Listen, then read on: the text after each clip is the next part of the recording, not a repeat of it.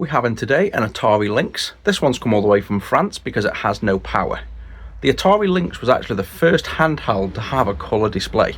It came out a few months after the Game Boy and a few months before the Game Gear. Personally, I never really had the Lynx or knew about it as a child. I had like the Game Boys and the Game Gears, but it was definitely very popular. This one's come in because it doesn't power on, and as you can see, it doesn't. There's a game in, but absolutely nothing on power on or off. We can see this one's already been modded with the clean screen.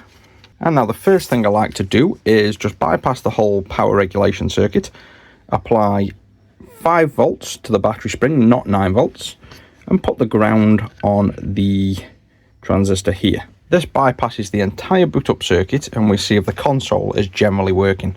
So we've got 5 volts on bench, grip the red on the positive, and probe the 5 volts on the transistor, and there we go. So the console's in good working order, which is a good sign. Let's just see if we have audio. Yep, so seems mostly working. So now it's time to work our way back through this power circuit. The customer looks like they've put our power repair kit on already, so it's unlikely, unless they've done it wrong, that the power circuit's wrong. If you want to learn how the power circuit works, just go on retro6.wiki. I've done a complete breakdown, and what we're going to do is just step away through this circuit in reverse to try and get it booting up and then find out where the problem is. So the first thing I'm going to do is short out pin 13, which is in6, to ground, which is VCC. This basically tests most of the circuit except the physical buttons and on-off circuit. So that is this chip here. We'll need 6 volts and gripping on the actual battery springs, because now we're going to test the circuit properly.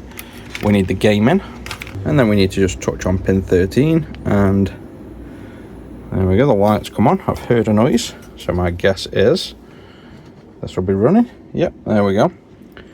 So the on-off circuit's working. Let's just measure the voltage first, make sure it's regulating. Now on the Lynx, we measure positive on positive, but the ground relative to the transistor's ground, which is system ground. And this is giving us 5.2, so it's slightly over-regulated, just a tiny bit, but it's well within spec. Let's increase now to 9 volts, and it's still regulating the same. So the circuit's good. So we need to step further backwards now towards the physical on-off button. So to do that, we want to short TP17 to TP18. Which, as we can see here, TP17 is a pin down here, TP18 is up here, so they're on low and on high, and on high is also power on, and on low is also power common. On the ribbon where the buttons are attached, you can see the power on and com are effectively the 2 pads to the on button, so they get shorted. So shorting TP17 and 18 is the equivalent of pressing the power button, but it bypasses all of the button ribbons and a physical bad ribbon. And doing that is not turning the console on. So the issue is something to do with TP17 and 18. TP18 should go to pin 13, which it does. TP17 should go to the capacitor's positive leg, which it doesn't. This resistor, which it doesn't. So we have a broken trace from the cap here to this. And now TP17, does it go to the button ribbon down here?